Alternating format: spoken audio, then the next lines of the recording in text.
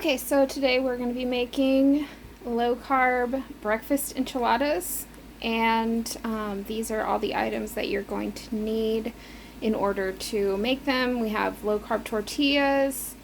If you're trying to do more of a keto thing, you can always use cheese wraps. We have turkey breakfast sausage. You can use pork if you would like. Eggs, heavy whipping cream, cheese, butter, and then I'll be using Carb Quick as a thickening agent for the gravy. So let me get started on cooking the sausage and we will take it from there.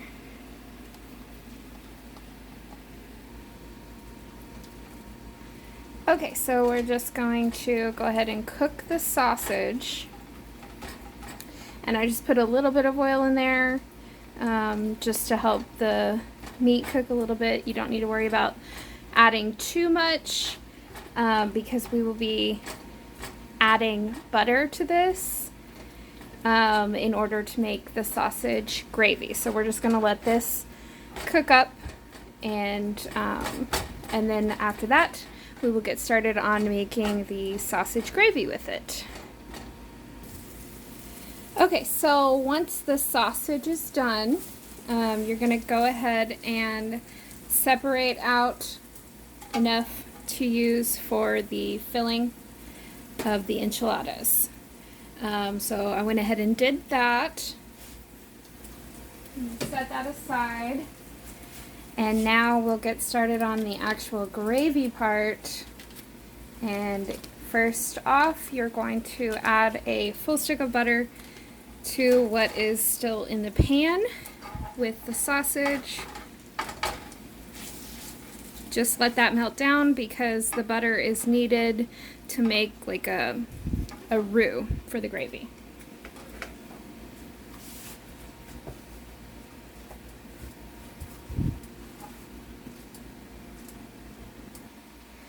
Okay, so once your butter is melted down, this is when you are going to slowly start adding the Carb Quick.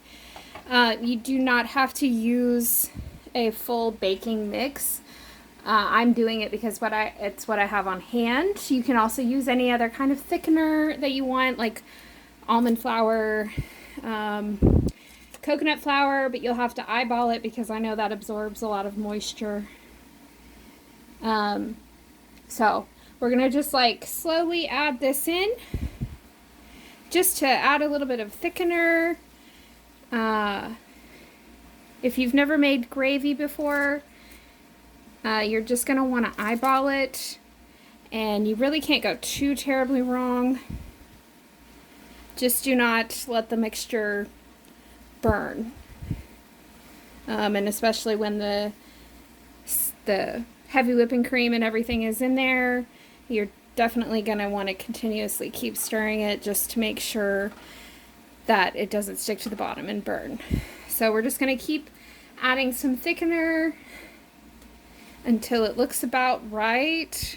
You still want it to be a little bit liquidy, but you want it to have a thickening quality to the butter, which you can probably see that it's thickening up. So just a little bit more and we'll probably be good to go ahead and add the heavy whipping cream. And if you make anything too thick, you add too much of the, whatever thickener you're using, Carb Quick or almond flour, etc. The easiest way to fix that is to simply add more butter, and you will be able to kind of remedy that. So just about there. And you can also add some more thickener once the heavy whipping cream is in the pan, as you see fit. You're basically you want to keep adding thickener until it cooks down to the thickness quality that you're wanting. That's a normal like gravy consistency.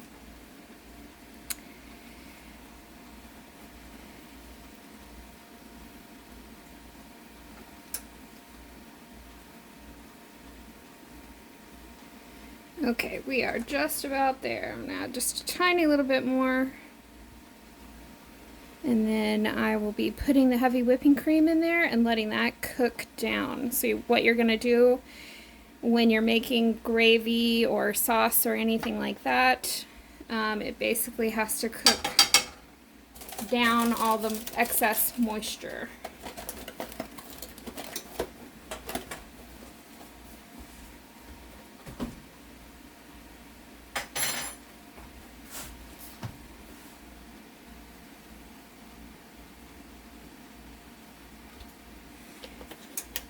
And I definitely recommend starting out slowly. You can always add more.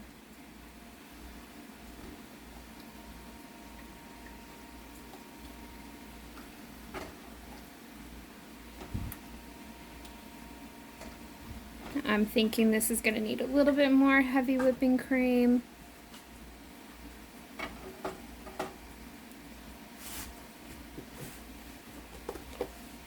Because we want it to have enough liquid to go into the baking pan to cover all of the enchiladas.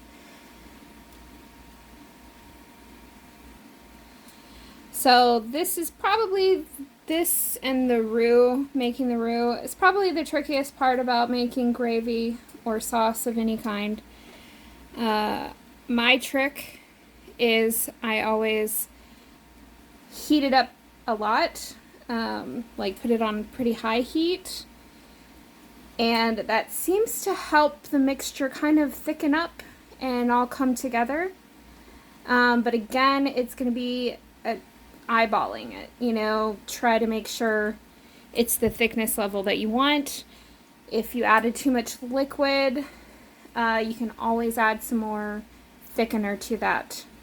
And then we're also going to add some salt and pepper to taste in a few minutes. And that's also up to your discretion. You can add as little or as much salt and pepper to it as you want.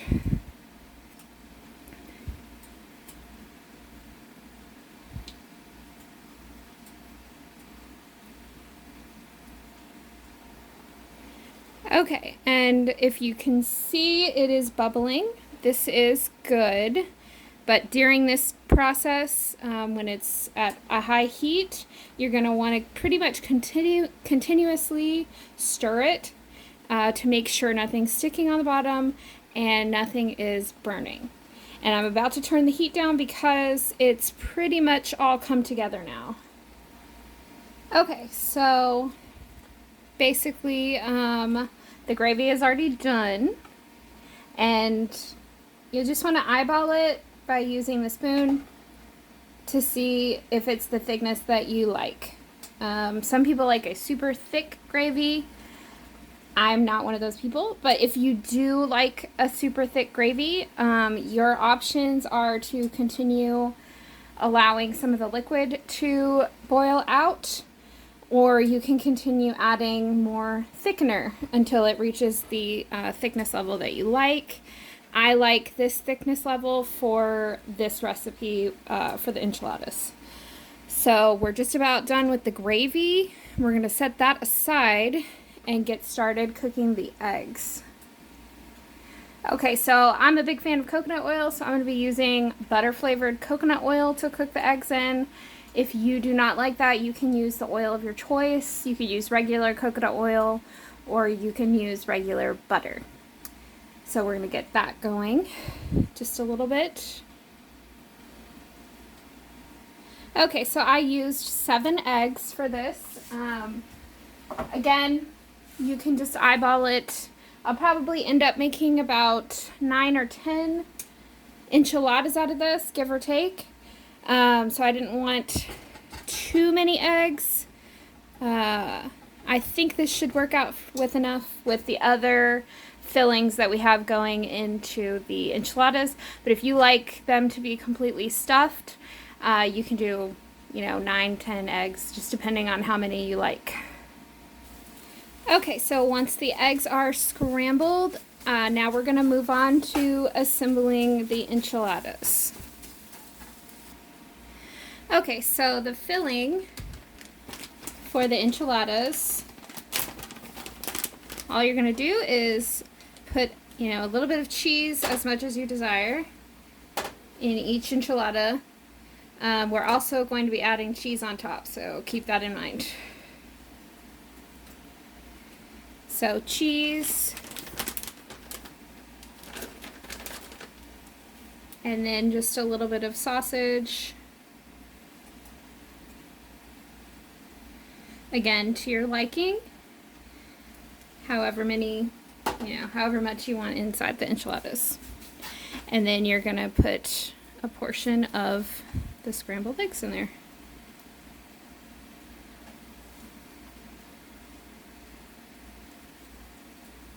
And that's about good for me, for as full as I want it. So you're just gonna roll that up.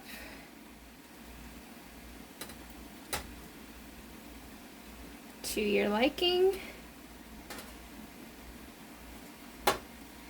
And then continue doing that until you filled up the entire pan. So we'll take it from there.